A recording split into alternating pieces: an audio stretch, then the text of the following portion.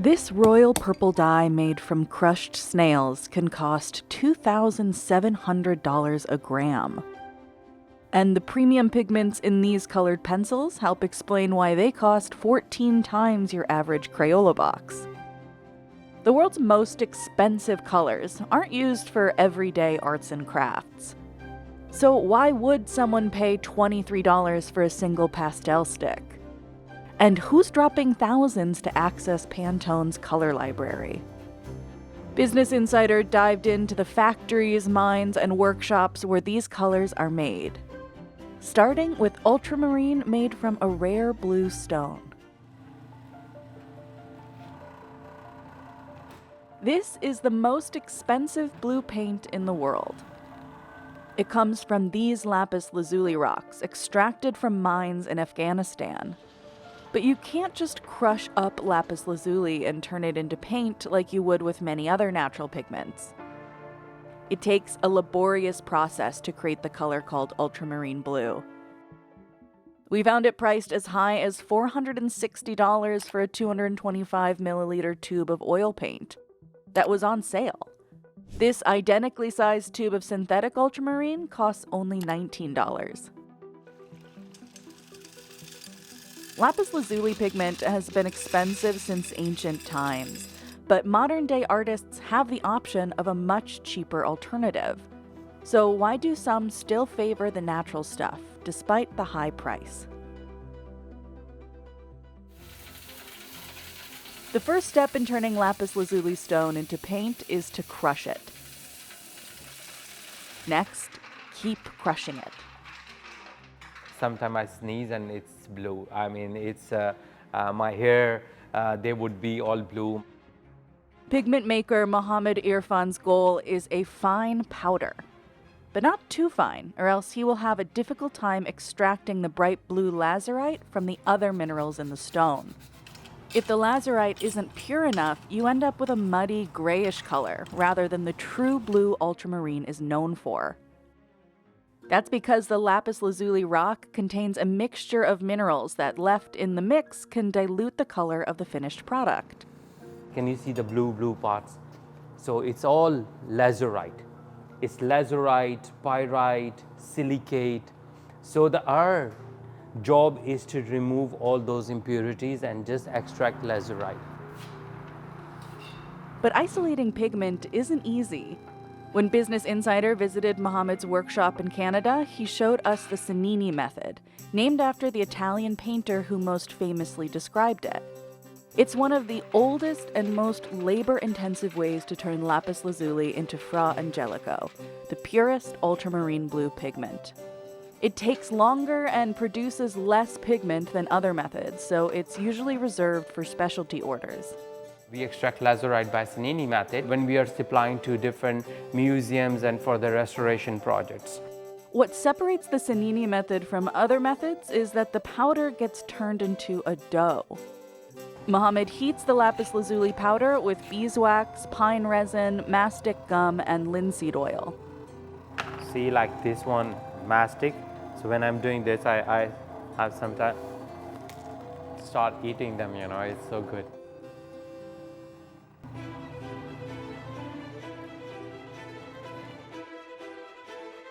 Traditionally, the mixture is stored for a week and kneaded every day. Instead, Mohammed rolls his dough into little balls and lets them dry for 2 or 3 days. I used to make long sticks and then extract it with hand, but I don't use hands now. I have another machine. Mohammed's method is mostly hands-free, opting for a ball mill that tumbles the dough balls with steel balls and hot water. They will push each other and, you know, it will create it will help to take out these lazurite. It will make them soften, and so the lazurite is going to come quickly and easily. After about 2 hours, the lazurite will be pulled into the water, leaving the other minerals stuck in the dough.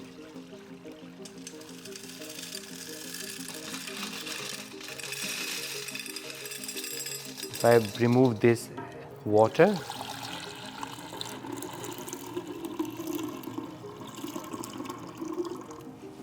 You can see this. This is all Fra Angelico. But it need washing 5-6 more times. After the final wash, Mohammed will run the drained pigment through a dehydrator. And in about 2 hours, it's ready to use. So now you can see this is a beautiful color, and I'm really happy with the results. It's not much. See, with the 400 gram of using Lapis Lazuli, we only got this much, and this is around 20 to 30 gram. This size of the jar of Fra Angelico Cennini, it sells around $190. Mohammed's company De Mairo produces 4,000 to 5,000 pounds of lapis lazuli pigment every year, mostly using a secret method that he took 6 years to develop. While the Cennini method can take up to 4 days to produce 1 kilo of pigment, Mohammed's method yields up to 20 kilos in a single day. That's for the bulk orders. Like Michael Harding, we supply to him, so his orders are usually like 200 to 400 kilo. So that we cannot extract by the Cennini method. Mohammed has spent nearly his whole life thinking about lapis lazuli. He grew up in Pakistan on the border of Afghanistan, the region where most of the world's lapis lazuli comes from. I think I was 7 or 8 years old, and someone brought lapis rough to show to my grandfather. And at that time when I saw lapis, I got so fascinated with its pyrite and the color, and I thought like, oh, what is this? But getting lapis lazuli from Afghanistan these days is more than a matter of expense. In June 2025, we sent a videographer to see how lapis lazuli is mined at Sari Sangi, the largest source of the stone in the world.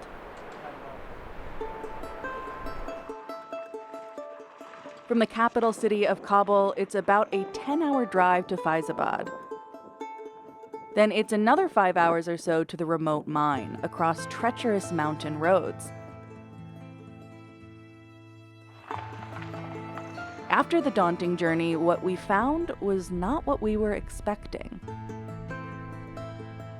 و اما به صورت پراگنده اگر مدتی بسیار کم جزئی هم اگر کار میشد دیگه امارت اسلامی دیگه مکتوب رسمی که 1 سال بیشتر میشه مکمل مادین بند ساختگی است. We'd coordinated with the Ministry of Culture and Information, which either didn't know or didn't give us any indication the mine wouldn't be operational. We don't know exactly why the mines have closed, but they've been under Taliban control since it took over in 2021, following the US's withdrawal from the country. Lapis lazuli from Afghanistan has come under criticism for potentially funding the militant fundamentalist movement. But it's still the world's highest quality source of the stuff. The mines here are saturated with lazurite, making the stones bluer and more intense than lapis lazuli found elsewhere. Afghanistan is also the location of the first known use of lapis lazuli as a pigment. These 6th or 7th century wall paintings near the Buddhas of Bamiyan, a UNESCO World Heritage Site, used generous amounts of ultramarine. Since then, it's been used by artists all over the world, like in this 16th century copy of the Book of Kings from Persia, or in Vermeer's Girl with a Pearl Earring from the 17th century. During the Renaissance, lapis lazuli was the highest quality and most expensive shade of blue painters could buy. Its luxury status, combined with the Christian symbolism of blue representing divinity, meant they used it almost exclusively in religious contexts, like the robes of the Virgin Mary. And Michelangelo reserved it for the heavens in the Last Judgment. These days, artists can now use a cheaper synthetic option. Today, it sometimes costs 24 times less than the natural stuff. And while the two varieties are mostly identical, artists will still reach for the pricier natural one for certain occasions. Lapis lazuli has a crystalline structure, so it reflects light. And the synthetic one, it absorbs more light.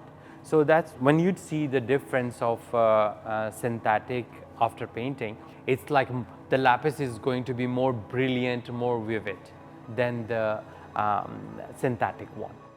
Some artists like the textural quality a natural pigment provides. There's also simply the bottom line to consider. It adds value to their artwork.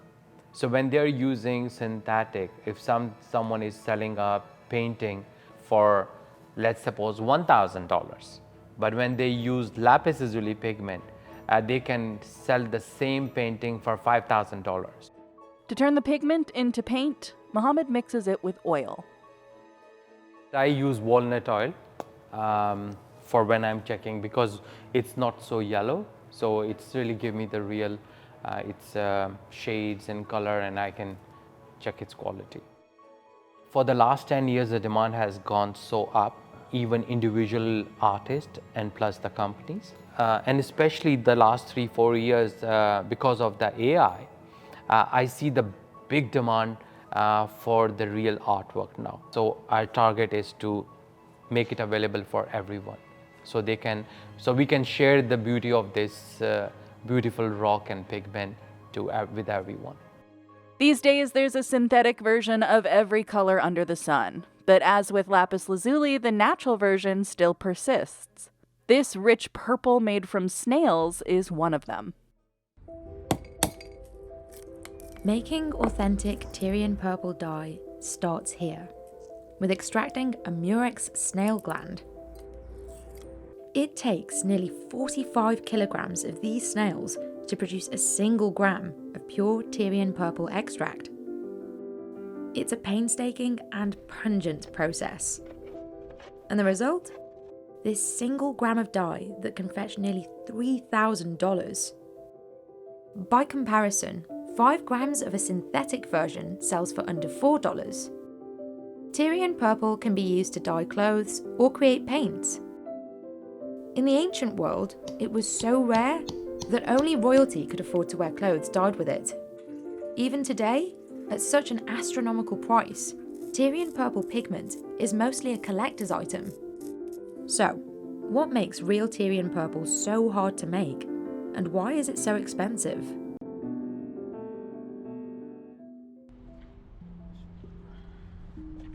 This is Mohammed Ghassan Nouira. He's been making Tyrian Purple dye in his home in Tunisia for 15 years. Today, Ghassan is one of a handful of producers in the world bringing this ancient dye back to life.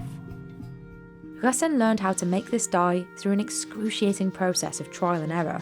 Because there's no instruction manual, he reconstructed the techniques he uses from 1st century texts. Oh my God, I must say that I have gone through a lot of failures. The historical texts about the process of making Tyrian Purple are very rare and are quite vague, so you have to start everything from scratch and learn everything on your own. To make the extract, Ghassan must navigate a complex process, and it's this extensive labour that accounts for much of the final price. The part of the murex snail that contains the pigment is called the hyperbranchial gland.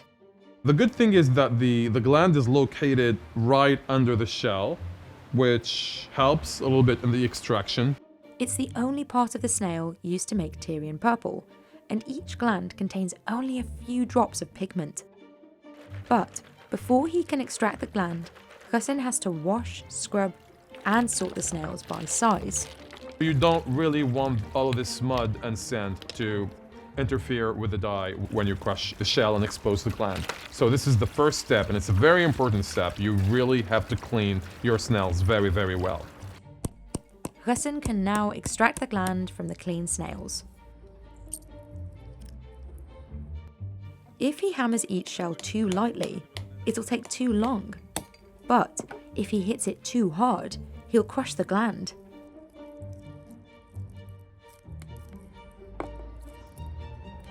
It took Ghassan 2 years to learn how to do this efficiently. And of course, the snail is not wasted, then it will be cooked for dinner. Everything is basically recycled. To make the extract, Ghassan first macerates the fresh glands in cold water and lets them ferment in an airtight container. Once the glands release their colorant, Ghassan gently washes and filters the mixture to separate the dye from the flesh. This is the first of 6 separate rounds of purification necessary to make a pure Tyrian Purple extract. Now Roche can dry the pigment mixture. He applies it to a sheet of glass and lets it dry under the sun. He uses glass because it won't absorb any of the valuable pigment. So these glands have been drying for 3 days. They are half dry now. They're still malleable, as you can say. This is the pure colorant, or more or less pure. Once the pure colorant mixture is dried, he scrapes it off the glass with a razor, making sure to get every last bit. And the whole process, from the liquid colorant up until the dried pure powder, the whole mass will have lost at least 98% of its weight. The dry pigment is now purified 5 more times in a grinding and sieving process to remove any detritus. The nearly 100 pounds of murex snails are finally transformed into 1 gram of pure Tyrian Purple extract. And acquiring enough snails is another challenge, an expensive one. Roche can spend hundreds of dollars sourcing the snails he needs for his dye. That's because finding these snails requires experienced fishers. One of the fishers Roche works with is Salim Ben Milad. He harvests murex snails from Solomon Beach. Like Roche, Salim and his team have perfected their technique over time. بالطبيعة لهنا صعيب تحديد المواقع برشا تحت الماء، راهو البحر كبير برشا كما تعرف البحر كبر ويلزمك تعرف البقايع وتقمر يعني وتشد في مخك. وحتى في الأحجار يعني تحت الماء فما أحجار معين يحبوا. It can take Salim 4 hours to find the right snails, or he can dive for a whole day to no avail. بالطبيعة أهم حاجة احنا يعني في خدمتنا إنه يبدأ المناخ باهي يعني وطقس مزيان احنا نقولوا وراكح ويبدأ الرؤية في الماء يعني تحت الماء باهية يعني واضحة. The bloodmouth snail is particularly difficult to catch and requires Salim to dive 15 meters deep, which makes it more expensive. And if the weather is consistently bad, the price goes up even more. Sometimes, conditions force Salim and his team to go a whole month without fishing. But it's out of their control. اللي يستعملوا اللي يطلبوا غسان للبوغرنو هذا اللي خرجنا منه كما اللي شفنا منه طول. It's dangerous for the snails too, which are highly sensitive to climate change. Since the early 1970s, the population of murex snails has steeply declined due to temperature changes in the water and overharvesting. We have to be very cautious not to be engaged in overharvesting, to make sure that the small specimens are put back into the sea to preserve the species. So this is why it takes a lot of time. And careful management of the snail population is vital, as Roche and his divers attempt to revive Tunisia's thousands-year-old dye-making tradition. Roche doesn't use all the fresh snails to make extract. He reserves some to dye fabric directly. This time, he mixes the snail glands with water and a reducing agent and lets them ferment. The mixture goes from a colourless liquid to green before it turns purple. Finding the right pH balance in this step is crucial. If it's too acidic, the wool may burn, and if it's too basic, it may cause the wool to felt. So now we're just monitoring the pH. It's about 8, which is perfect. This is also the moment when the soluble dye is the most light sensitive. Roche must cover the dye vat immediately to avoid too much exposure to light. Too much light can turn the dye from purple to blue, destroying a week's worth of work. When the material has soaked for the appropriate amount of time, Roche lifts the vat lid, exposing the mixture to light and air. This allows the mixture to oxidize. And this is how the color will gradually start to develop. But one round of vat dyeing won't always do the trick. Like with this silk scarf. It took me like 8 months to produce, and it required like 800 pounds of fresh snails. And this is still not completed. And it's not always guaranteed that the color will come out the same shade. Historically speaking, there isn't a single hue or shade of Tyrian purple. It's a range of shades that ranges from the color of clotted blood to the color of red purple. This range is the result of mixing 3 different subspecies of murex snails. Hexaplex trunculus, which produces a violet blue colour, Bolanus brandaris, which secretes the colour of clotted blood, and the bloodmouth, or Stremonita hemastoma, which releases a rich red purple colour. Tyrian purple dye dates back to the Bronze Age and is named after the Phoenician city of Tyre. Some historians believe it was produced as early as the 21st century BC. Ancient civilizations from Phoenicia to the Carthaginian and Roman empires prospered by producing and trading this dye. One of the production sites was Menings on the island of Jerba, which is now an archaeological site. لأنها مادة ثمينة جدا، وبما أنها مادة ثمينة فقد قرر الأباطرة الرومان في بداية الإمبراطورية أن لا يقع استعماله إلا من طرف الوجهاء حتى يقع التفريق بين الأشخاص. A text from the 4th century states that a single pound of Tyrian purple dye costs 3 pounds of gold. But production of this dye came to a screeching halt in the 15th century after the fall of the Byzantine Empire. دراسة الزيت والزيتونة في أفريقيا الشمالية في القديم، ثم دراسة الأرجوان، هذا صنع الأرجوان المتاجرة به، والرخام إلى آخره، كل ما هو علاقة بالتجارة والموانئ. Ali says he's grateful that Ghassan is reviving this culturally valuable dye so Tunisians can reconnect with their ancestry. Ghassan learned about the dye at the age of 14 and was enthralled by its history in Carthage. Over a decade later, he found a murex snail on the shore, oozing purple. My old passion for red purple came rushing from its deep slumber, and I really had this revelation. And this is how my adventure for reviving this legendary dye started. Now, he hopes to ramp up his production, offering more shades of pigment. Well, of course, my dream is to enlarge this project and to create an old-fashioned dye factory and to produce more. But as I said, the main concern should always be to preserve the species, because if there is no murex, there is no dye. While Mohammed's workshop is dedicated to one color, this 300-year-old pastel maker creates nearly 2,000. Take a look inside the workshop where just 2 people make some of the world's most exclusive colors by hand. In their liquid form, pastels look just like paint. But Margaret's goal is to drain the moisture, turning this bright blue blob into some of the most renowned pastel sticks on the market. La Maison du Pastel, founded by Henri Roche, has been making them the same way for 300 years. These drawers store hundreds upon hundreds of colors, with only slight variations between shades. Some only a trained eye can see. But a premium pastel business is hard to sustain. Pastels aren't as popular as other fine art mediums like oil paint. So for years, the business struggled to find and keep its customer base. Today, its 2 co-owners work tirelessly to keep this centuries-old tradition alive without sacrificing the quality the Maison is known for. So how is this niche art business still standing?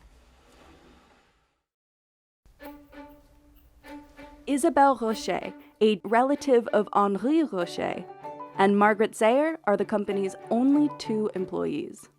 They make new pastel sticks a lot like the old ones, starting with pigment and a binder, based on a secret formula that took Roche and his son decades to develop. People like Whistler, Redon, Degas, Sisley, who all had issues with the medium. They were having problems with the powder sticking to the paper. They were having mold on their works. So Henri Roche brought all of his scientific skills to try and remedy and bring them the product that they were looking for. So the base of this new color is cerulean blue, which is a very classic pigment. This new color, Caribbean blue, will join more than 1,900 others the Maison offers. It's the biggest selection in the company's history, maybe even the biggest selection of pastels ever. So adding new colors to the mix takes a discerning eye and skilled hands. That's where Margaret comes in. She's the creative force behind the business. the sun's out and we don't feel like working, we don't work. Or if the sun's out and it inspires us to make a beautiful color, we do that. After the initial color is set, Isabel and Margaret divide it into 9 gradations, from dark to light, so artists can find the exact shade they need. So I'm essentially aiming to go between those two. So we have 1, 2, 3, 4. This will be number 5, 6, 7, 8, 9. Margaret, I started with 1.5 spoons of the dark. I think I'm going to be making masses already. Throughout its centuries-long history, the Maison was renowned for its unmatched range of colors. This is especially important for pastel artists, who can't just mix 2 pastels together to make a new color before putting it to paper. You can't blend pastel on a palette like a painter might, but if you really want to make a line of a color, you need to have a stick of that color. That blending needs to happen at the very beginning of a pastel's life instead. I'm actually not far from where I want to be, which is really magical. I'm going to mix it, I really mix it in before I compare. So I'm actually right now a bit darker than I want to be, so I'm going to add a bit of white. If the paste is too stiff, you can't integrate the white and the color very easily, but by bringing it to a sort of cake batter consistency, they merge quite well. When they're satisfied with the color, Isabel scoops the mixture onto a terracotta roof tile to dry. We use the tiles because that's how it was done in the past, but the advantage of the tiles is they're porous. The tiles absorb a bunch of the moisture, creating less work for Margaret when she will put the mixture through their antique press.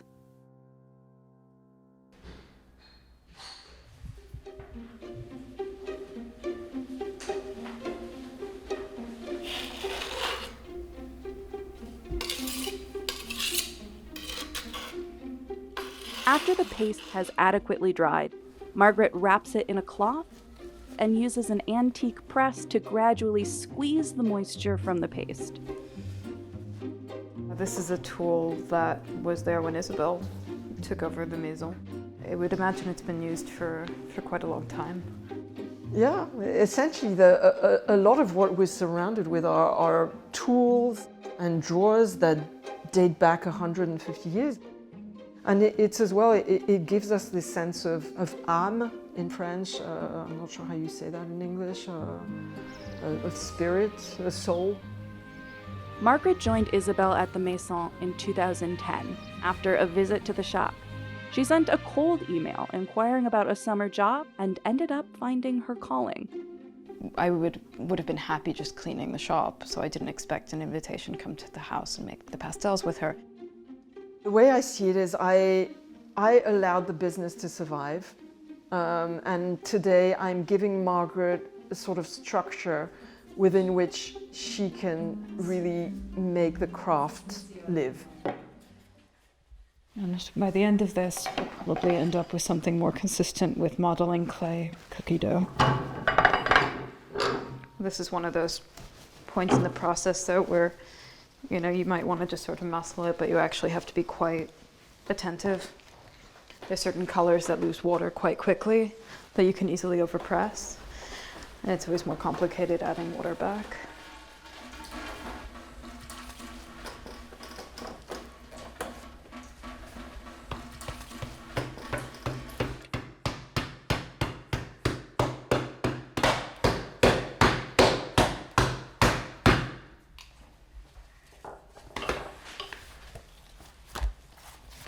Oh, that's better.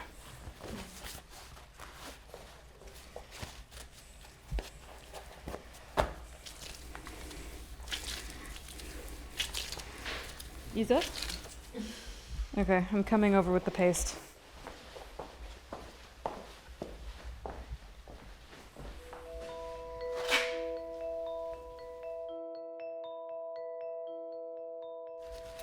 Hand rolling each pastel allows them to add more pigment to the mix than if they used a machine. We tolerate certain consistencies that machines can't tolerate. We end up with colors that are either more vibrant or deeper or more concentrated. To me, it's always been the phase of the making that I prefer. It's sort of the moment when you're actually forming them, so you're starting to see it happening and becoming a pastel. You know, when you don't know how to roll them, you can end up with pancakes. The first pastels I made just didn't look like anything. They were all weird shapes and they were flat, they had holes in them.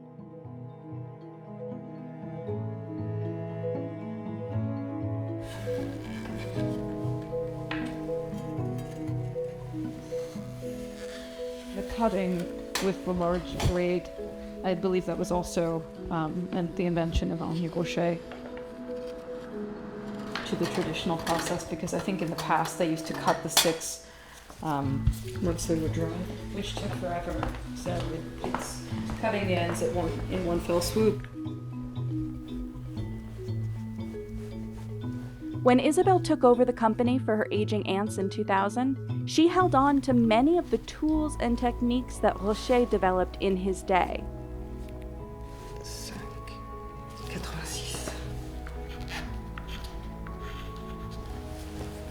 And then we let them air dry, usually for about 3 weeks. Depends on the season, depends on the colors. But there was also plenty about the languishing business that needed to change. When she took over, the Maison had next to no inventory and hardly any customers to sell it to. My great aunts were in their 80s when I took over, which means that for the last 20 years they hadn't made much. They were very secretive, so they hadn't tried to generate new customers. So essentially their customer base, as the artists had grown older and died, they hadn't been replaced. So she spent her first 2 years regenerating supply. I'd managed to reconstitute about 250 or 300 colors Before focusing on demand. The Maison serves what's known as a niche market. Imagine the market as a pie. While a mass market company like Crayola tries to carve the biggest slice by appealing to as many people as possible, businesses serving niche markets cut smaller, specialty slices that appeal to a specific type of customer. A huge reason for Roche's success was how he collaborated with artists to create the colors they needed. And Isabelle was determined to do the same. The most difficult thing for me was that I had no art background at all. I had no artistic background either. I didn't draw, I didn't paint. So when I was talking to the artists, I felt I was talking a different language. One of these artists is Claude Barré-Allard. I've known her since the day I took over. I think that the first color I made was a bleu indigo, an indigo blue, that she'd been waiting for 2 years. Did she tell you that she was creating colors for me? Yeah. Yes, I did. That makes me very proud, for sure. That means that they like what I can do with their colors, for sure.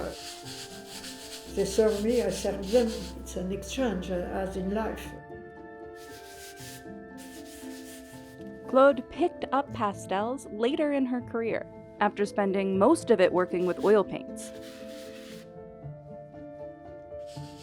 I bought the Pastel Roche very slowly in the beginning, and I discovered that I sold much more with the Pastel Roche because the work became much better, because the quality of pigments was wonderful. Historically, pastels have taken a back seat to more popular mediums like oil paints. You have waves of it being used extensively, and then it goes back into being a secondary medium that people only use, to do basic drawings and etc. We are aware that, it comes and goes, and at the moment we feel that a few artists are really picking up the technique and doing really serious things with it, not just preparatory drawings. I walked into this thinking there are just maybe a handful or maybe 10 artists in France that really need the pastels. If I can multiply that by the number of countries around the world, I should be able to make a living out of it. Isabel inherited an archive of century-old pigment, some of which is still usable.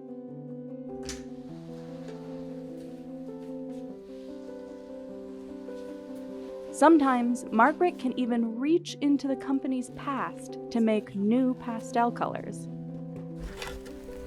Oh, that's beauty. It's a really beautiful ochre, actually. Actually, I'm processing this in real time. That I really like this pigment. This is a genuine discovery.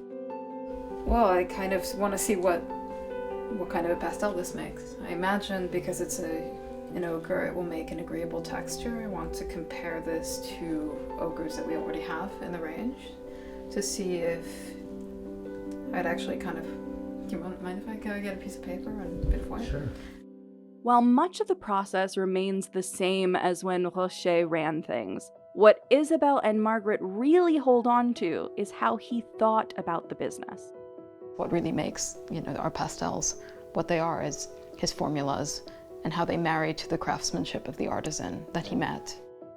Avec les pastels Rocher, c'est une ascension, quoi.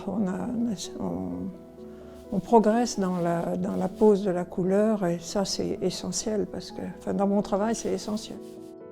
I know that Margaret has in her head several other ranges that she wants to bring in, and on paper she already knows that one day we will go above 2,000. But essentially, as long as we keep having people coming to the shop asking for colors they don't have, we're going to be bringing in new things.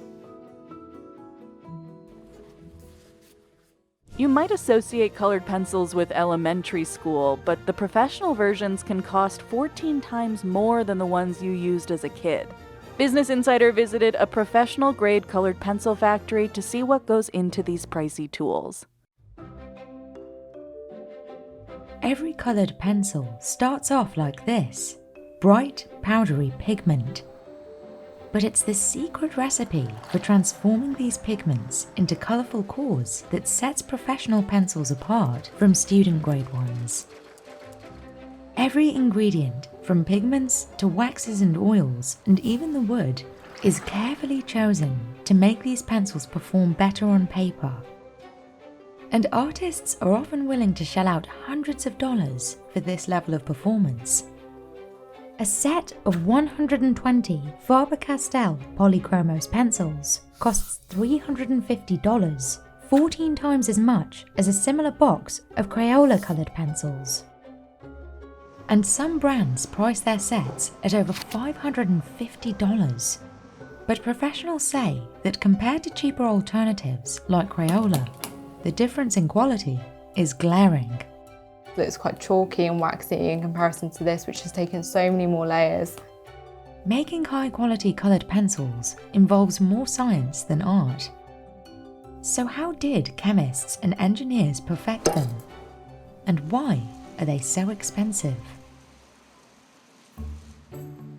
At Faber-Castell's factory in Stein, Germany, workers churn out a whopping 2.3 billion pencils a year.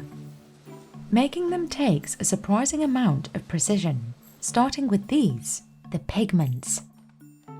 Just like people, the particles of each pigment have their own distinct personality and behaviour. Some are rough and edgy and scratch across the paper, while others are smooth and silky. But size also matters, down to the micrometer. Faber-Castell says ideally, 90% of the pigment particles should have a diameter of less than 40 micrometers. It says this is perfect for creating a core with a consistent texture and vibrant color that applies smoothly.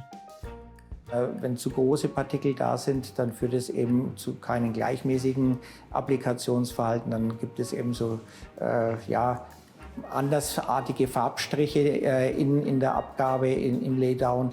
Und das will man natürlich vermeiden. Balancing the pigment's behavior requires adjusting the other ingredients. Unlike cheaper alternatives, professional colored pencils have a lot more pigment than filler, so it's important that the balance of ingredients is just right. The ingredients are top secret But Gerhard Lugert, a chemist at Faber-Castell, told Business Insider it's a specific combination of oils, waxes, and fillers that binds the pigments. The result is this mixture, dough-like clumps of colour. But each colour has a bespoke formula, because not all pigments are created equal. Wenn man eben eckige oder Pigmente hat, die etwas gröber sind, dann kann man gegensteuern, indem man da meinetwegen den Wachsanteil höher nimmt und das ein bisschen kompensiert. After the mysterious blend of waxes, oils and fillers is mixed with the pigment, it's pushed through this high-pressure machine. The result? Identical pencil-length cylindrical cores. Workers bake the cores in batches to harden them.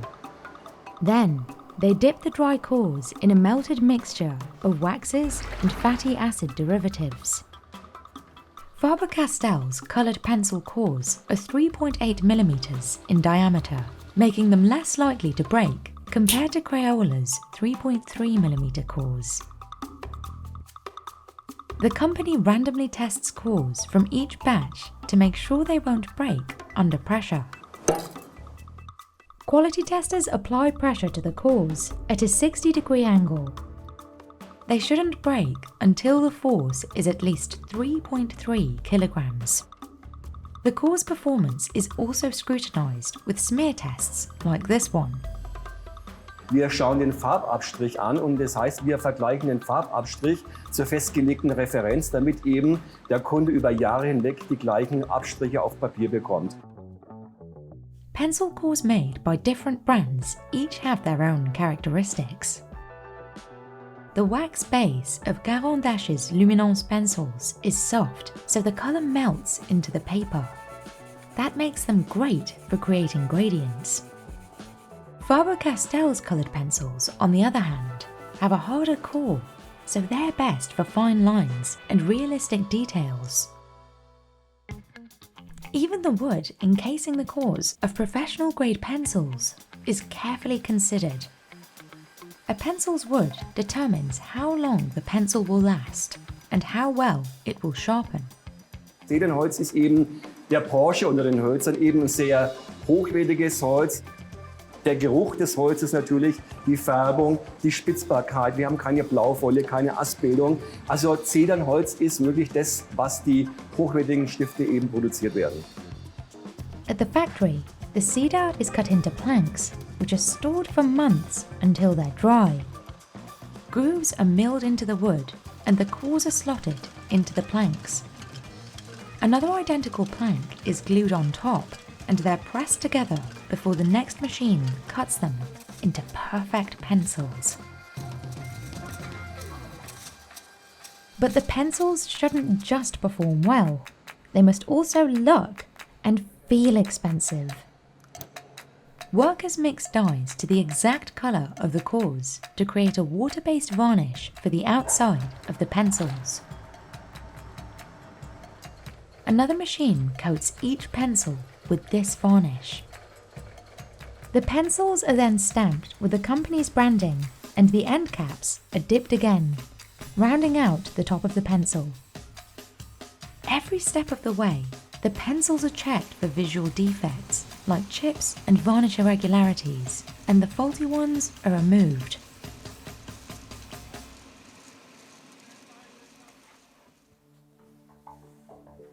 My collection of pencils now is probably worth, I would say, about £600–700.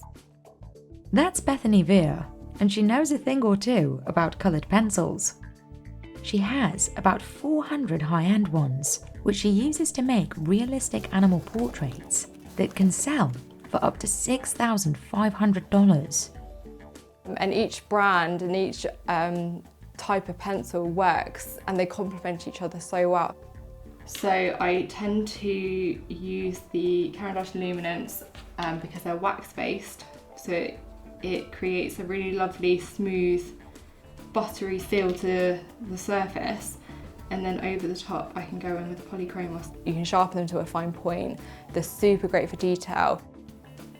Bethany Bethany has big expectations for these pricey brands when it comes to blendability. Blendability in the world of coloured pencils means that the artist can layer colours over one another directly on the paper, creating gradients without sharp lines. The colours should transition smoothly. While some coloured pencil artists might use blending tools and solvents, Bethany prefers to create a blending effect through layering. So layering and creating like the subtle changes, especially with an equestrian portrait, we think about the contours of a horse's face. There's no harsh lines. So the only way we can do that is by creating a lot of pigment on the paper. We do that through layering. She says she can't accomplish the same look with cheaper coloured pencils. These are Crayola coloured pencils, which I think we used to have at school. And obviously I think you can pick these up from most supermarkets or sort of local stationery stores. She's demonstrating the difference with swatches. First up, Crayola. The one thing I'm really aware of is they're very kind of chalky. And quickly realising whilst doing this is that I'm having to use a lot of pressure and a lot of layers to really make this a little bit, well, more blendable. Too many layers can create what's called a wax bloom, which Bethany doesn't want. Eventually, when you press quite hard, you're not really going to be able to layer that much more pencil over the top. And already it feels a little bit slippery underhand because I'm adding quite a lot of layers. Slippery, waxy layers limit how much gradation Bethany can achieve. With expensive pencils, she doesn't have that problem. And then even despite the fact that I'm doing this, I can still go over with more layers. And if I was to take a little bit black, whereas on here you can see how scratchy that is. If I use the same light pressure, it just blends so beautifully into whatever we've put down underneath. Bethany's work on animal portraits often requires her to blend several shades of the same hue, like varying browns in horsehair or dog fur. Compared to cheaper brands, manufacturers of professional-grade coloured pencils offer a much wider variety of shades. When we've got such vast colour choices, it does make it easier to really flip between colours, and you get a lot of sort of subtle, different hues. Whereas a lot of the cheaper pencils, you only get your very bog standard colours. You might get a couple of different shades of a red, but they're all very vibrant. You don't get the neutral colours that you do with these pencils. But for artists and their clients, all this effort from pencil producers is pointless if their work doesn't stand the test of time. I need to, especially when we're looking at selling our work and selling it to the public, and actually charging for the work, we need to be ensuring that that work is going to last for years to come, and it's not going to discolour, it's not going to fade, it's going to stay as vibrant as the day when we drew it or the day that we completed that portrait. See, it's super colourful, and I really aimed, I wanted to show you this piece because of all the blending that went into it, but you can still see about 5 years on how vibrant the colours are. So obviously using the professional grade pencils, that even if this was in direct sunlight all the time, it wouldn't fade at all. It's like your portrait. The longevity of a colour is known as its light fastness. Faber-Castell uses a star rating, where 3 stars means the colour will be preserved with little or no fading for 100 years in museum-like conditions. Almost all of the coloured pencils the company offers in its professional lines are 3 stars. Each colour receives a rating through a specialised light fastness test. Hier sehen wir jetzt ein CPS Sun-Testgerät mit einer Xenonbogenlampe. Darin werden eben die Aufstriche der Künstlerfarben teilweise belichtet, teilweise nicht belichtet. Man kann dadurch dann das Verblassen visualisieren. Gesamtbelichtungsdauer 100 Stunden für diesen Test. Und was man hier sieht, das ist eben dann so ein Lichtechtheitstest, wo eben Farben aufgetragen wurden, die dann einer Belichtung ausgesetzt wurden teilweise. Man sieht eben bei einzelnen Farben, die weniger lichtecht sind, dass die Farbe blasser wird, sich auch verändert. Und auf der anderen Seite gibt es natürlich auch hochlichtechte Farben, die man hier sieht, die sich praktisch wenig bis gar nicht verändern. Faber-Castell says perfecting texture, durability and light fastness for its polychromos line costs 5 times more than producing its student-grade pencils. All this R&D translates to a higher price tag, but according to Faber-Castell, the extra effort is worth it. Wenn Sie jetzt dann natürlich einen hochwertigen Stift nehmen, dann wird die Sonne sehr schön gelb, die Wiese wird grün, der Himmel wird blau. Das heißt, der Anwender hat ein Erfolgserlebnis, was sich ganz schnell einstellt. Bethany appreciates this attention to detail because it allows her to create the realistic portraits she's built a business on. That's why she'll never go back to cheaper alternatives.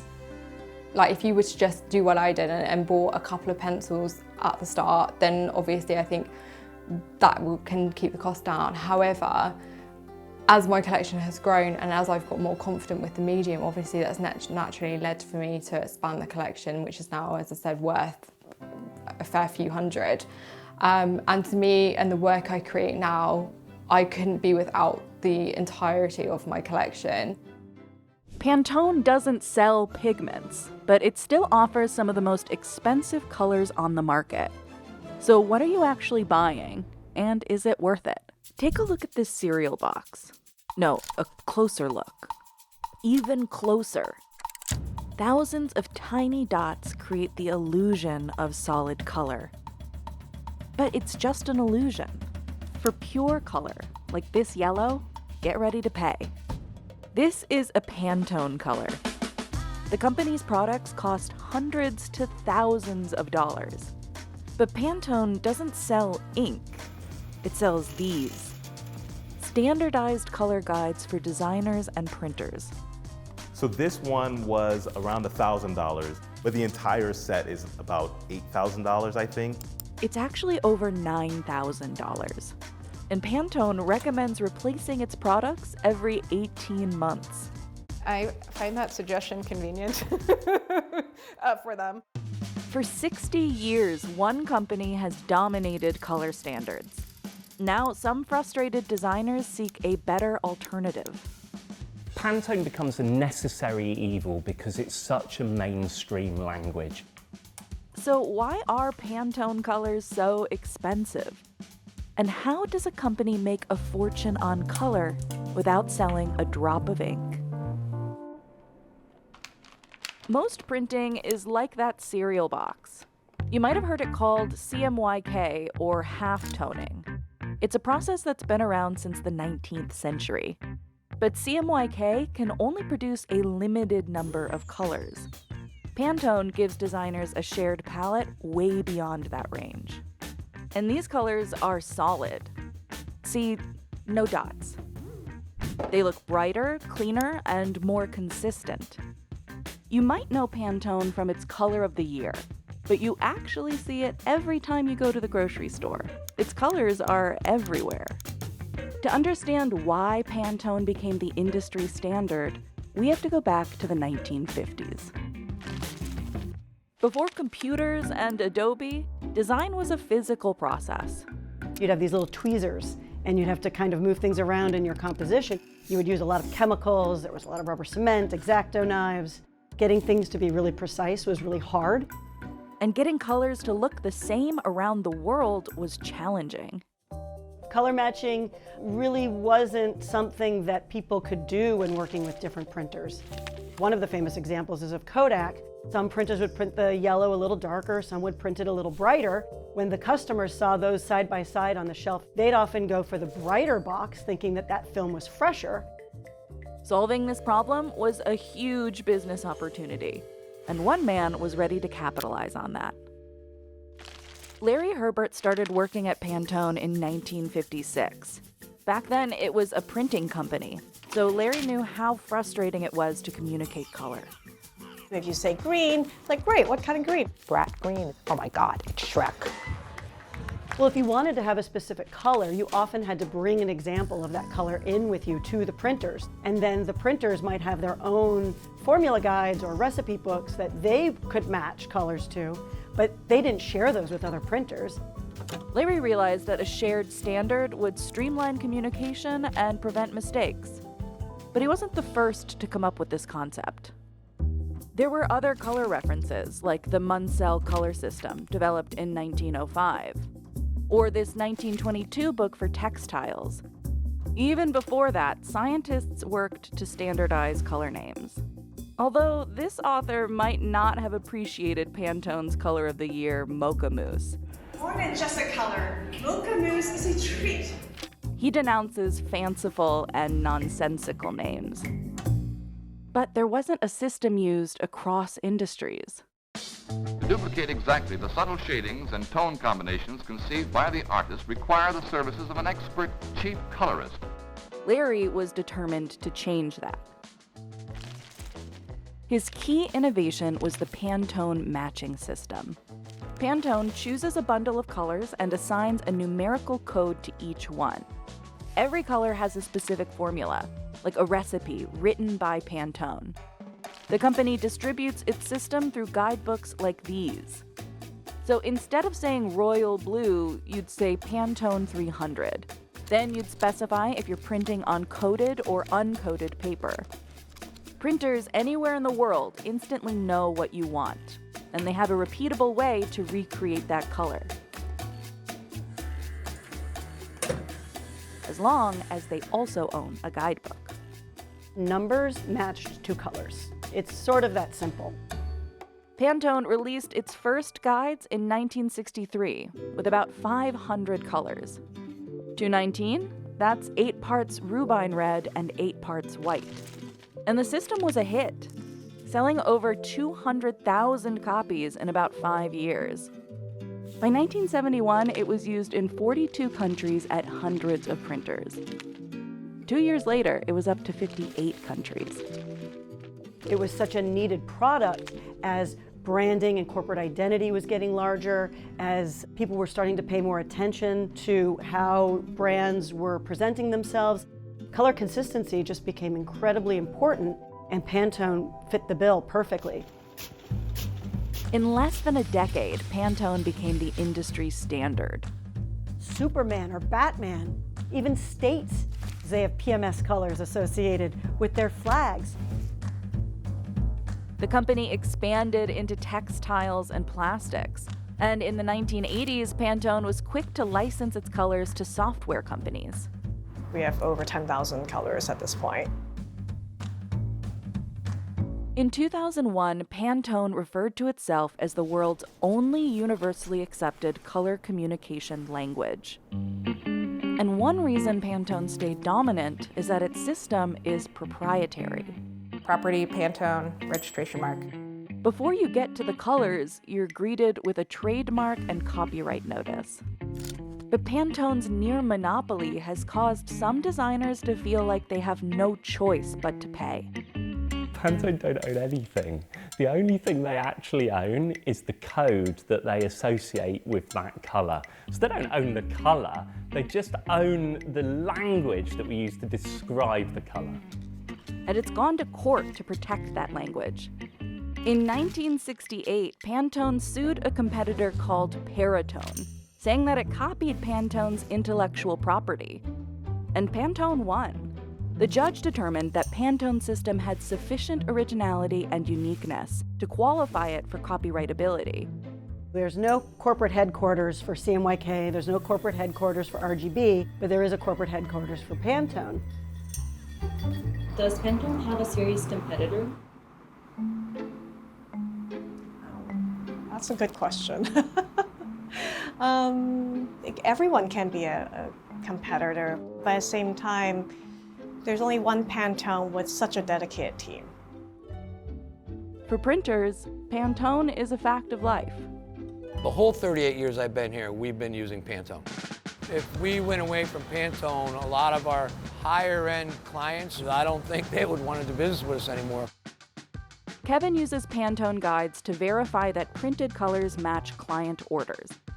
If they have a book and they pick the color, then we have our book and we know exactly what they want.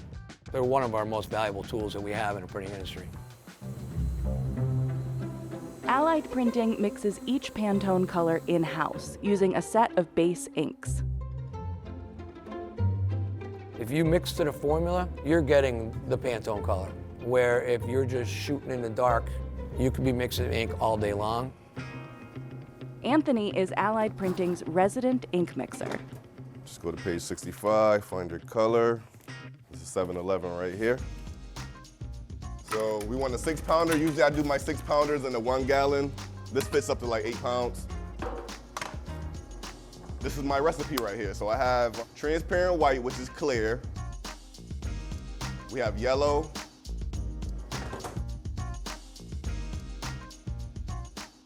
We have warm red. This one calls for 4.6 pounds. And then we have black. All right, so that's the last ingredient. Ready to throw it on the mixer. But Allied Printing doesn't buy ink from Pantone. It works with a licensed manufacturer. And to access color formulas, Anthony uses third-party software that's, again, licensed by Pantone. The only thing Allied Printing buys from Pantone are the guidebooks. After mixing, Anthony tests every batch to ensure it's consistent. I'll put down my sample first, and then this is my batch. Draw it down. There's your color. It looks good. The formula looks good, and that's it. That's a typical ink order fulfilled. Because Pantone colors are pre-mixed from 11 base inks, they look brighter and cleaner compared to CMYK, which uses just 4 colors. Pantone has a huge gamut of colors that you'll never be able to achieve with CMYK. You can try to imitate Pantone colors through 4-color process, but in my opinion, you never do. They get dingy and dirty. CMYK is useful for something like this photo, with hundreds of slightly different colors and shades. Pantone excels when you need one solid color to look exactly the same every time it's printed, like with a logo or a brand color. We could run a part of a project here in Connecticut, and someone else could run part of a project in California. And if you're running Pantone, they're gonna match. But depending on what you're printing, Pantone is often more expensive. Besides the effort of mixing colors, Kevin says the ink itself costs about 15 to 25% more than CMYK. Some of our customers don't care about price. A lot of big corporations, if that's their corporate color, they want their corporate color to be perfect. But some designers are frustrated by Pantone's level of control. Pantone becomes a necessary evil because it's such a mainstream language. These frustrations took center stage in October 2022. I woke up one day, opened my laptop, and there were a load of black squares where there were colours because Pantone wanted additional money for me to access the colour palette. Pantone colors used to be accessible in Adobe software like Photoshop. But to access them now, designers need to pay a subscription fee to Pantone. This added cost has festered as a point of friction between Pantone and its customers. If I'd been asked 3 years ago if I had any issues with Pantone, I would have really struggled to answer that question. But now we were being asked to pay $15 on top of that Adobe fee, and it's not as intuitive of a system. Pantone says the old colors were outdated, and its new plugin offers more features. But not everyone is happy about the change. The Adobe plugin has a 1-star rating. What we used to have used to be really easy. It's a tool and I want it to be easy. Of course, having its own plugin also gives Pantone a space to advertise new products. That's just reality in the world, right? There's a lot of subscriptions out there. If you're a serious designer, that cost will be nothing. They can put the prices up whenever they want and the whole world has to agree. They can charge whatever they want for the colour books because there's no competition. And that's not right. We need healthy competition. But how do Pantone's customers feel about there being only one Pantone? You don't really have a choice, especially if you want to be on par with industry. You're at a competitive disadvantage if you're not aware of this. Rotimi is an industrial designer, so having a three-dimensional color reference is invaluable. But when he and his wife Candace started their own studio, the price of Pantone was shocking. When I tell people I spent $1,000 on a color set of grays, they look at me like I'm crazy. Rotimi really likes gray. I like white and I like black, and so gray is just like right in between. There's quite a bit of variation. This one skews more blue, more purple, whereas this one skews a little bit more neutral. There's just so many variances in gray or even white. One replacement chip is $20, and the complete set costs over $9,000. Unfortunately, Rotimi's has started to yellow.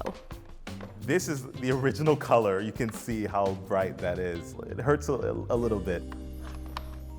Pantone recommends replacing its guides every 12 to 18 months. Although Kevin is the only person Business Insider spoke to who actually does this. These are the ones, the older ones. So a lot of these are from, this is 2016, and from new to old. See how much yellower the old one is? But for many designers, paying hundreds or thousands of dollars every 18 months is unrealistic. It's maybe not super necessary, but there is definitely an expiration date on those things. We probably update them every couple of years. This is a good example of when it's time to buy some new Pantone books. The Pantone system, it definitely does really well in corporate America with the larger business structures. Your freelancers and your small studios, it's not optimal for us. The barrier to entry is high. If you want access to Pantone's tools, you have to spend at least a few $100s. A set of these binders costs $561. It lets you rip out swatches, useful for collaboration, but also destructive. Replacement pages are $13 each. You can tell this whole row is missing, so then this becomes essentially useless because you can't compare colors. Richa is a graphic designer. She works with brands like Hershey and Keebler. I feel like I'm building a grocery store over here. Her favorite Pantone color is Taxi Cab Yellow. I think it might be 132. 132 is not right. It is what I would define as a baby poop color. I take it back, not 132, but 130. Look at that beauty. Richa uses Pantone guides to translate her digital designs to print.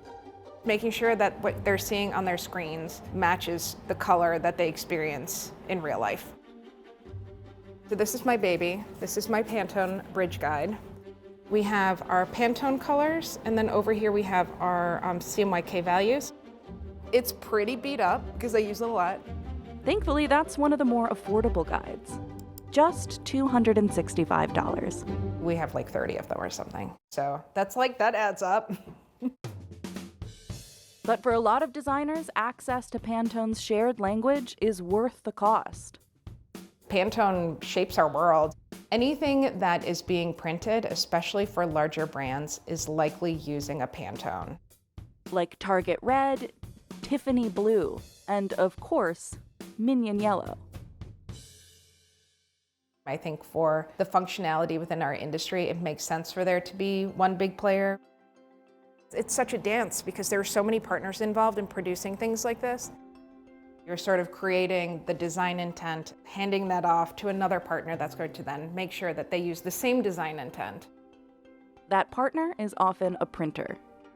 If there were 3 different types of guides and designers got a hold of them, they would make printers' life miserable. Every printer in the world would have to go to 3 different standards.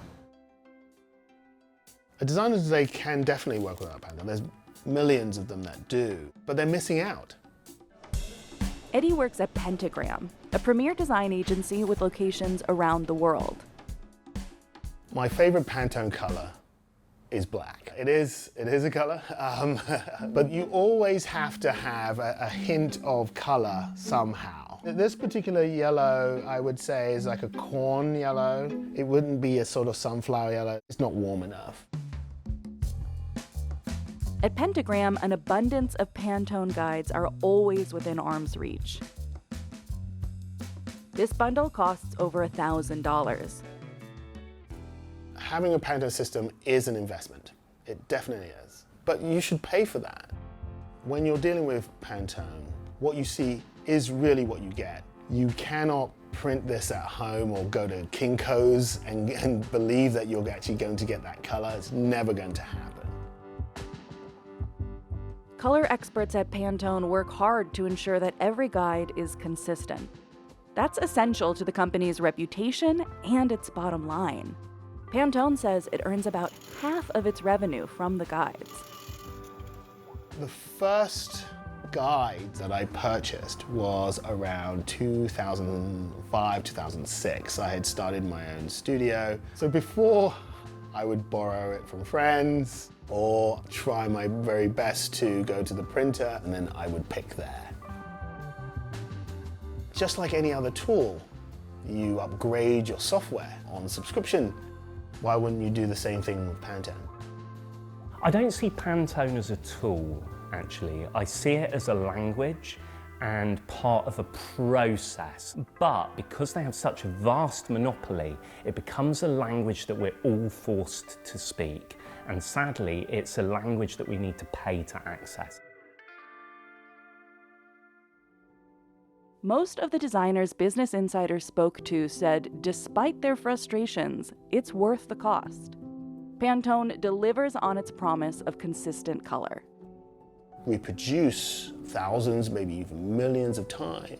That color would look different each and every time, especially on a global scale. That's why systems like Pantone are around, to keep that consistency, to keep that quality control. And that's the reason why you spend that money. Despite how much design has changed in the last 60 years, the system Larry Herbert developed back then still works. X-Rite, a large color science company, bought Pantone in 2007 for $180 million. Not a bad return for Larry and his family. And remember the Munsell system, one of the earliest color standards? X-Rite owns that too. After 62 years, it's hard to imagine a new system replacing Pantone. But Stewart thinks there's a better way. An open source model makes complete and utter sense for a colour standard. If enough people used it, it would easily eclipse Pantone overnight. The idea of something replacing Pantone, something that is cheaper, potentially could, but I doubt that it's going to be happening, anytime soon. Pantone touches nearly every project Richa works on. But she says she's not thinking about Pantone. She's thinking about color. Color is a part of our world. It's critical to what I do, but it also inspires emotion and connection and happiness. I think Pantone helps us identify and produce those colors. I don't think they own the colors. Seeing your work in the wild, it's a great sense of pride. It just feels great to know that all the effort that you put in has come to life the way that you intended and is now something for people to connect with.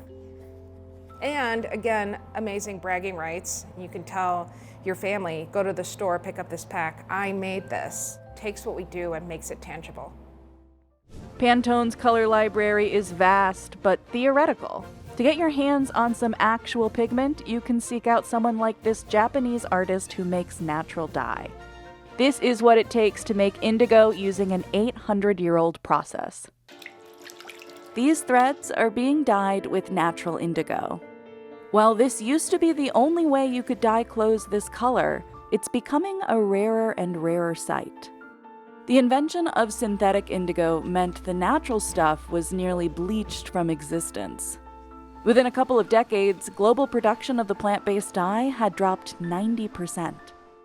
The multi-billion-dollar fashion industry of today relies on cheap synthetic indigo made with toxic chemicals, which can pollute waterways and threaten animal and human health.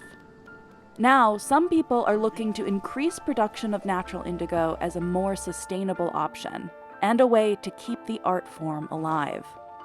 But natural indigo has its own environmental costs. So which version will permanently dye the fashion industry?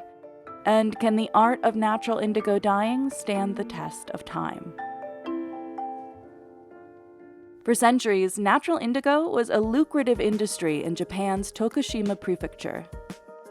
Originally reserved for the upper class, the dye eventually became so widespread it was dubbed Japan Blue. But once synthetic alternatives came on the scene in 1897, it only took a couple decades to wipe natural indigo almost completely off the map. Kenta Watanabe is one of a handful of producers still growing and dyeing with the plant today. なんかもう仕事っていう感覚よりも本当にこう人生かけたライフワークっていう形のイメージの方がすごい強くて、生活の一部なんですけど。Watanabe's indigo dye is called Tsukumo, a product unique to this area of Japan. Unlike most fabric dyes, indigo is not soluble in water, so producers must first process the leaves into something that can dissolve before they can use it to dye clothes. Natural materials like cotton, linen, or wood absorb dye best. これは私のハット。But Kenta has been known to get creative. なんすかね、めちゃめちゃでかいスピーカーとかサウンドスピーカー、ものすごい大きいサウンドスピーカーを染めたのがとっても印象的でしたね。なんかあんだけでかいものをこうガバッと染めるっていうのもこう不思議な感覚だったので。He says dyeing should be done slowly and in layers. だから言ったらね、なんだろう、お化粧する時のファンデーションみたいな下地がちゃんとできてないとこの上に美しく乗る藍色も力を発揮できないというか。 Most of the world separates the indigo pigment from the plant, forming a powder or compressed puck. But Tsukumo uses whole leaves. こうやってね、酸化する前は黄色いんですよ。これをしっかりこう空気に触れて空気と反応させることで青に変わっていきます。 Fermentation is necessary to change the water-insoluble indigo molecule into its water-soluble form, leucoindigo. In this form, the dye can penetrate fabric, but once it's exposed to oxygen, it reverts back to indigo, making the color permanent. Late in the year, when the temperature cools down, Kenta and his team spread out bags of dried indigo on a dirt floor and pile them up. They sprinkle the pile with water, a necessary ingredient to fuel fermentation. 乾いたら発酵が止まります。 Fermentation is necessary in most methods of natural indigo production and usually takes 3 to 4 days. This pile of wet leaves will ferment for 120. Once a week, the team shakes things up. If the bacteria are alive and well, the pile should be wet, hot, and smelly. 感じます。一番ピーク時はだいたい75度。ものすごいこうツンとする刺激臭ですね。アンモニア臭がします。 After 4 months, Kenta bags the leaves and lets them rest for 6 months as they undergo another round of fermentation. The amount of fermentation time is a balancing act. 染色液に仕込むときに色がきれいに立ち上がってきません。長く発酵しすぎると単純にそのすくもの全体量がどんどん減っていってしまいますので。 Composting them this way results in a dye vat like this one that can be used much longer than ones made with quick fermentation methods, as long as it's properly cared for. A vat of Tsukumo dye is a living thing. The bacteria inside aid fermentation and consume oxygen in the dye solution. keeping the yellow Leuco indigo from turning blue before the time is right. Part of Shinya's job is teaching customers how to raise a vat. で、ただこの最初も、赤ちゃん育てるみたいな感じで、こう成長とともに濃い色を出してくれてるの人間みたいなんですけど。Shinya constantly has to check that the vat has everything it needs. 存在ですね。だからお家とご飯と栄養補助食品、サプリを用意してあげて、そこにインディゴと発酵菌を入れて混ぜてあげると液が出来上がる。Every morning he samples each vat and logs its progress. 子供の成長記録みたいなもんで、こう毎日同じようにして取った色をこう貼っていって、こう色の変化だったりとか。The first step to raising an indigo dye vat is creating the perfect home for fermentation. これ何かわかりますか？ちょっと当ててみてください。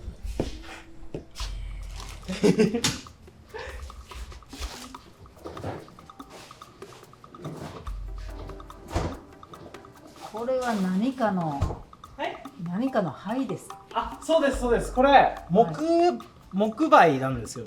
木の灰。Wood ash is mixed with water. When the ash settles, it leaves behind highly alkaline liquid.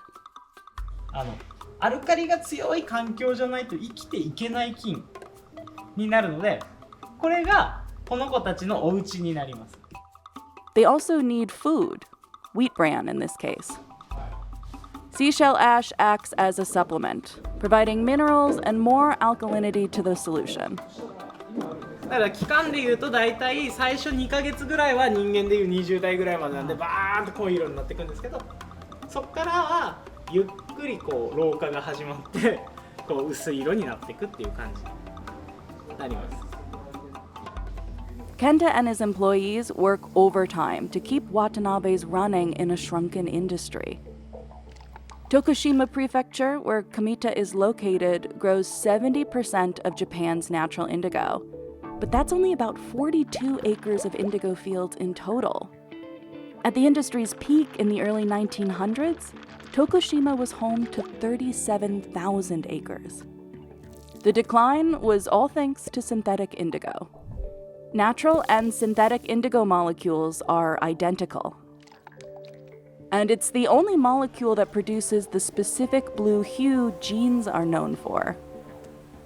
今日は暑くて履いてないけどデニムとかも自分らで作ってます。Synthetic indigo replaced natural indigo for a simple reason. It's cheap. Synthetic indigo costs around $3 per pound. Natural indigo runs about $54 per pound. Part of that price gap has to do with supply. Manufacturing the world's denim consumes about 55,000 tons of synthetic indigo annually.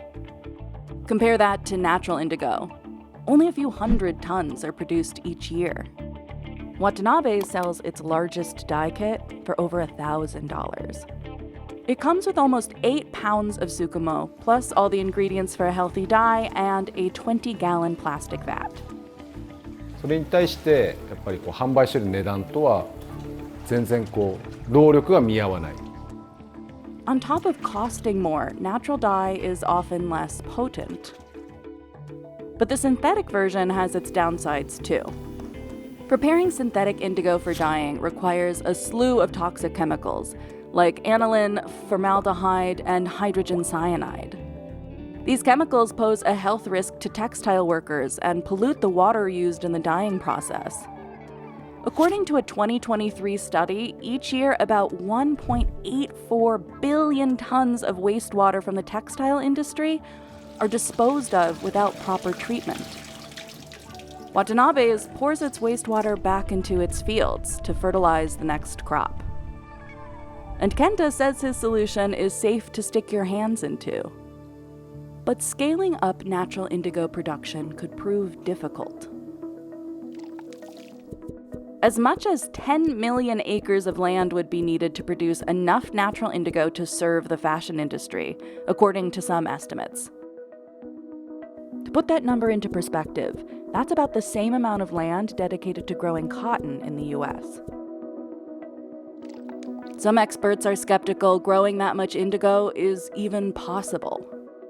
Watanabe's works with 2.5 acres. In March, Kenta sows the seeds from last year's harvest. He transplants the seedlings to the fields by May. Between May and July, workers maintain the crop, weeding by hand, machine, and goat. 彼女はうちの除草の隊長で、畑の周りの草を一緒に食べてくれる。Kenta founded Watanabe's in 2018. Before that, he studied for 3 years with a local indigo master. そうですね、最初この町に来た時は地域おこし協力隊っていう国の施策の一環で、ちょうどこの上板町がすくもの生産量日本一の場所なので、そこの後継者の育成だったり、この愛の PR っていう目的で若い担い手を募集していたのに応募して、でこの町に来て、でその地域おこし協力隊に着任したんですけど。There are only a handful of Tsukumo masters in Tokushima today. やってる中で、すくもを作ったり染色液を作ったりってするのも、発酵っていう文化、発酵っていう技術を使ってはいるんですけど、そこもやっぱ目に見えないものと相対して、そこから恵みをいただいていて。For Kenta, innovation is a necessary part of keeping the tradition of Tsukumo alive. He hopes to eventually increase his farm to 7.5 acres. やはり生産量を増やすためには生産の効率化は必要ですので、ここをやっぱ毎年ではありますけど挑戦して。Sorting and drying the leaves is one area where Kenta is trying to improve efficiency. When working by hand, workers must separate the stems from the leaves, since the leaves are the only part of the plant that contains the dye compound. 新しい機械導入してるんで、茎も一緒に粉砕されるんですよ。で、その粉砕された茎も今一緒に乾かしてて、で乾かした状態から茎と葉っぱを分ける方法と、さっきみたいに映像を撮ってくださったやつみたいに。Trying out new machines like this is part of Kenta's effort to reduce the amount of labor needed in the hopes of scaling production. そうですね。やっぱり今の現実的なその栽培の方法だったり生産体制っていうのがもう現代には合っていない形にどうしてもなってきているので、このまま進んでいったらどんどん縮小していく一方。After a year of careful production, the Tsukumo is ready to be used. Because it's made from natural ingredients, this dye will have impurities and inconsistencies that synthetic dyes don't. Most see that as a feature. やっぱり色が綺麗ですね。そんな化学染料で染めたのとは。Colors also vary from vat to vat. 濃い色を染めたかったら、若い元気な液でバーンと色を上げてもらうんですけど、薄い色がいいってなったら、若い液だと薄い綺麗な色は出せないので、ベテランのおじいちゃんの液使ってもらったり。だから僕らは液を管理しながら、生き物なんで、若い期間を長くすることは管理でできるんですけど、返らすことは液が思っていたより冷たいですね。だいたい今25度ぐらい。あったかくしすぎてもダメだし。Since each vat is a living ecosystem, Shinya says it's necessary to avoid overworking the dye. 面白いんですよ。働かせすぎで若い時に無理させると、老化早いんですよ。そうですか。はい。し、働かせないと、例えば作ったけどあんまり染めないとかってなってくると、怠け者になってちょっと染めただけでバンって色下がるんですよ。だから本当に人間と一緒なんで、はい、多少は、まあ、厳しく、でも厳しすぎないように愛情込めて育ててあげると長い期間綺麗な色出してくれるっていう感じになります。Vats are productive for about 8 months. でだんだんこう1ヶ月経ち2ヶ月経ちって日数過ぎていくと発酵菌も人間みたいに年を取っていくので薄くなっていきます。 Kenta's goal for the future of his workshop isn't to replace synthetic indigo in the fashion industry, but to teach as many people as possible about the art of Tsukumo. やっぱりそのすくもとか材料とかを持って、ワールドツアーしたいなとか、いろんなところを車に乗っけて駅を持って回りながら体験しましょうよっていう、そういう試みもしてみたいし。 Hosting workshops at places like the Grand Front Osaka Mall exposes the art to people who may not learn about Tsukumo otherwise. It's still uncertain whether scaling up natural indigo production could solve the fashion industry's issues with denim. But Kenta believes Tsukumo is worth saving regardless. やっぱりいかにこう愛の畑をどれだけこう増やして、でなんか色の美しさ伝えて、この素晴らしいこう文化を少しでも長く未来につなげたいなっていうことをすごく思っているので、そういうことばっかり考えてます。 Unlike natural indigo, making oil paint is usually a matter of hours rather than months, but it can be pricey just the same. Here's what goes into a high-quality tube.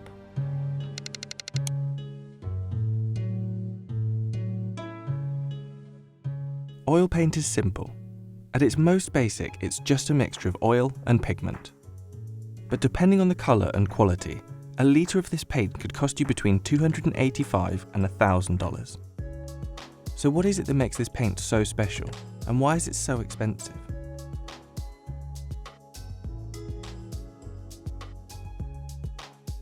Oil paint has been used for hundreds of years. It's made from a drying oil like flaxseed and pigment, sometimes with fillers and thickeners added. When mixed and crushed, these ingredients bind and thicken to form a permanent paint. While the rise of oil paint is associated with the Renaissance, paintings using poppy seed oil have been dated as far back as 7th century Afghanistan.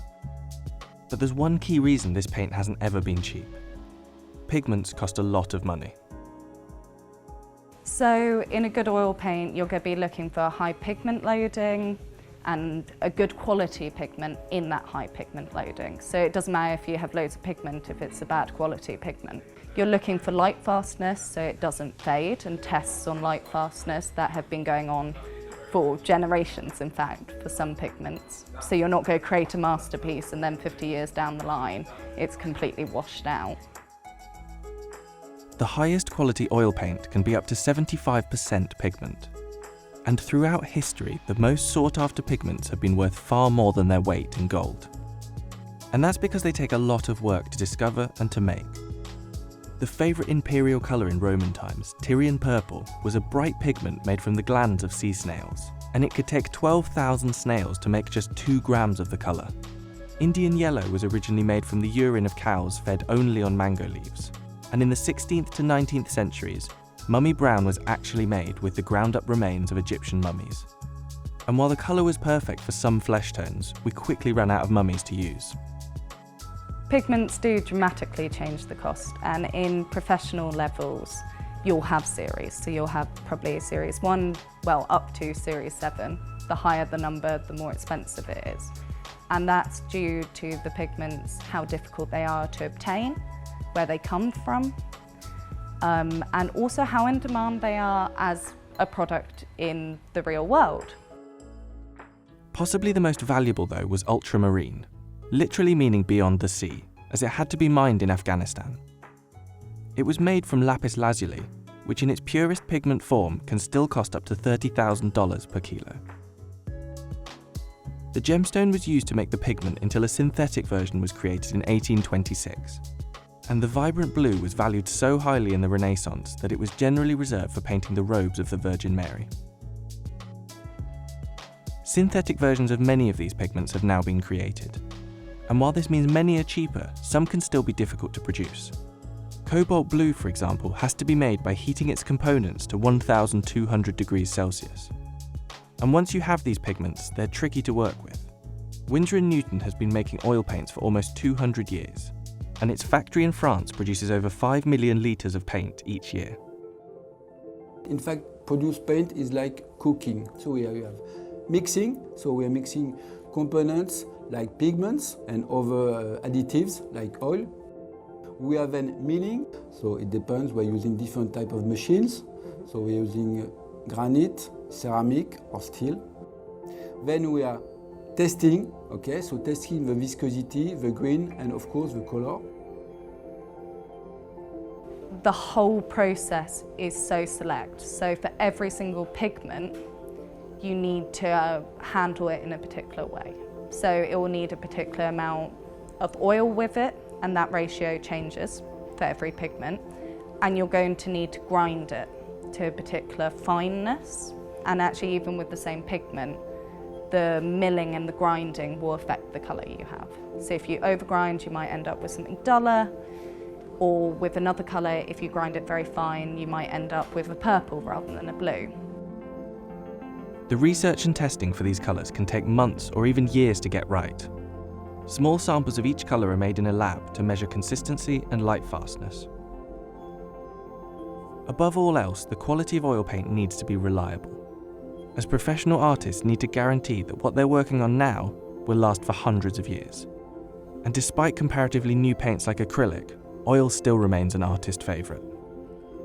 We've still got works that are still beautiful and relevant from the 15th century. And it's durable, and it has this ability to layer, where you can scrape back, you can keep working, you can work on a piece for years and keep on redoing it, and it gives every piece this history. And you know, the materials themselves are expensive, they're reliable, they're gorgeous. I mean, they come out of the painting at you.